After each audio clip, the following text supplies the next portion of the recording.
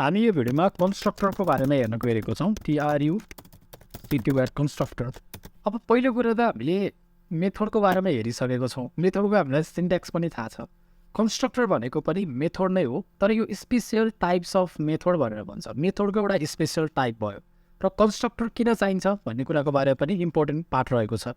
हामीले क्लास बनाउन पनि जानेको छौँ होइन, हामीले मेथड बनाउन पनि जानेको छौँ र मेथडभित्र भ्यालु पास गर्न पनि जानेको छौँ। र हामीले एउटा कुरा के थाहा छ भने जब हामीले मेथड बनाउँछौँ, मेथड बनाइसकेपछि त्यसलाई हामीले कल गर्नै पर्छ। यदि हामीले कल गरेनौँ भने त्यो एक्जिक्युसन हुँदैन।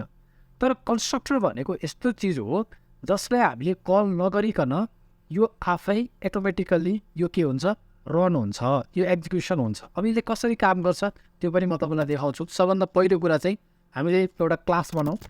क्लास मैले सपोज स्टुडेन्ट भन्ने नै क्लास बनाएँ र मैले कर्ली ब्रासेस दिएँ।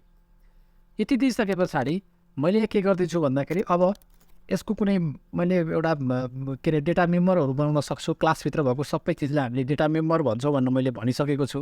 त्यसभित्र पनि तपाईँले फिल्ड र तपाईँको मेथड दुईवटा कुरा हुन्छ भनेर हामीले हेरिसकेको छौँ होइन।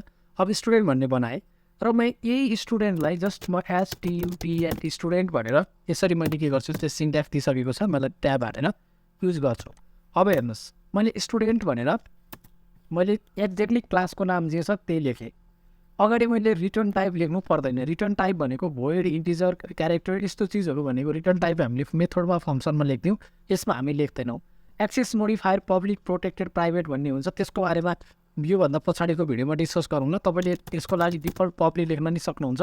यदि लेख्नु भएन भने नि यो डिफल्ट पब्लिक नै हुन्छ। त्यस कारणले गर्दा मैले स्टुडेन्ट मात्रै राख्थेँ र यति राखिसके पछाडि CW लेखेँ मैले। हेर्नुहोस् है, CW लेखेँ। CW लेखिसकेपछि दिस इज माई फङ्सन लेखेँ मैले, यहाँभित्र म्यासेज दिएँ। मैले यसरी लेखेँ भने यसलाई भन्छौँ हामी कन्स्ट्रक्टर। क्लासको एक्ज्याक्ट नाम जे छ त्यही नै मैले यहाँ तल लेखेको छु। अब यही ठाउँमा अहिलेको लागि म के गर्छु भने माई फङ्सन लेख्छु र अगाडि यो माई फङ्सन लेखेपछि यसले के भन्छ, रिटर्न टाइप माग्छ। भोइड भन्न माई फङ्सन रिटर्न टाइप मागेको छ। मैले अहिलेको लागि अर्कै फङ्सन राखिरहेको छु है। तपाईँ भिडियो हेर्नुभयो भने कम्प्लिटली बुझिहाल्नुहुन्छ।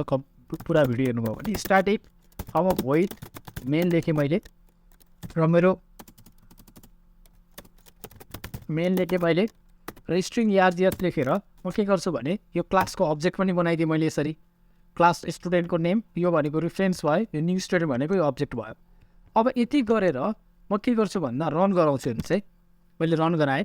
यसको आउटपुट के आउँछ भन्दा जस्ट मैले रन गराएँ, आउटपुट केही पनि आएको छैन। किनभने हामीले के कुरा थाहा छ, हामीले कुनै पनि मेथड बनाउँदैछौँ भने त्यो मेथडलाई हामीले कल गर्नै पर्छ, नत्र त्यो मेथड एक्जिक्युसन हुँदैन। अब हेर्नुहोस्, अब यो मेथडलाई एक्जिक्युसन गराउन के गर्ने, रिफरेन्स लिनु पऱ्यो नि। मैले एक्ज्याक्टली सजेसन आइरहेको छ। मैले ट्याब गर्दै फेरि स्टुडेन्ट भनेको रिफरेन्स भयो र डट माई फङ्सन भनेर मैले के गरेँ, त्यो माई स्टुडेन्ट भन्ने क्लास भएको माई फङ्सनलाई मैले एक्सेस गरेँ। अब हेर्नुहोस्, अब म रन बटन प्रेस गर्छु र मैले रन गर्ने बित्तिकै तपाईँले आउटपुट देख्नुभयो, दिस इज माई फङ्सन भनेर आएको छ। यो के हो त भन्दा नर्मल मेथड यसरी हामीले काम गर्थ्यौँ।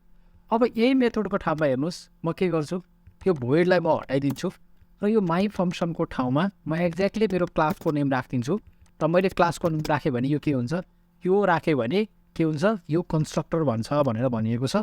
र यहाँ तल म के गर्छु, अब स्टुडेन्ट डट माई फङ्सन त मेरो छैन। अब के गर्छु, म तलको पार्टलाई नै हटाइदिन्छु। हेर्नुहोस्, अघि मेरो माथि माई फङ्सन भएर यहाँ मैले तल कल नगरिकन यो एक्जिक्युसन भएको थिएन। अब म रन गराएर हेर्छु र त्यसपछि यसको आउटपुट के आउँछ, एक्ज्याक्टली सेम आएको छ। यसको मतलब तपाईँले नर्मल फङ्सन अथवा नर्मल मेथड र कन्स्ट्रक्टर बिचको फरक तपाईँले यहाँबाट एक्ज्याक्टली छुट्याउन सक्नुभयो भन्ने लाग्छ। किन भन्दाखेरि हामीले जब पनि यो कन्स्ट्रक्टर बनाउँछौँ जसको रिटर्न टाइप तपाईँको हुँदैन, यो एक्सेस मोडिफायर डिफल्टमा पब्लिक हुन्छ। र यो भनेको चाहिँ के हो भन्दा जब हामीले यो क्लासको अब्जेक्ट बनाउँछौँ, यहाँ अब्जेक्ट बनायौँ नि, अब्जेक्ट बनाइसकेपछि यो डिफल्ट भनेको अटोमेटिकल्ली के गर्छ, यो अब्जेक्ट बनाउने बित्तिकै यहाँ भएको क्लासभित्र भएको यो जुन मेथड छ नि यो डिफल्ट कल हुन्छ क्या, अटोमेटिकल्ली कल गरेको छ। यसलाई कल गर्नु पर्दैन, बोलाइरहनु पर्दैन। कन्स्ट्रक्टर भनेको अब्जेक्ट मैले जब बनाउँछु क्लासको त्यति बेला यो एक्जिक्युसन हुन्छ। त्यस कारणले गर्दा मैले अघिको जस्तो यो रिफरेन्सलाई स्टुडेन्ट डट माई फङ्सन भनेको थिएँ नि, त्यो लेखिरहनु परेन। यहाँभित्र भएको कुरा डिफल्ट एक्जिक्युसन भयो। अब यो यही फाइदाको लागि हामी कन्स्ट्रक्टर युज गर्छौँ।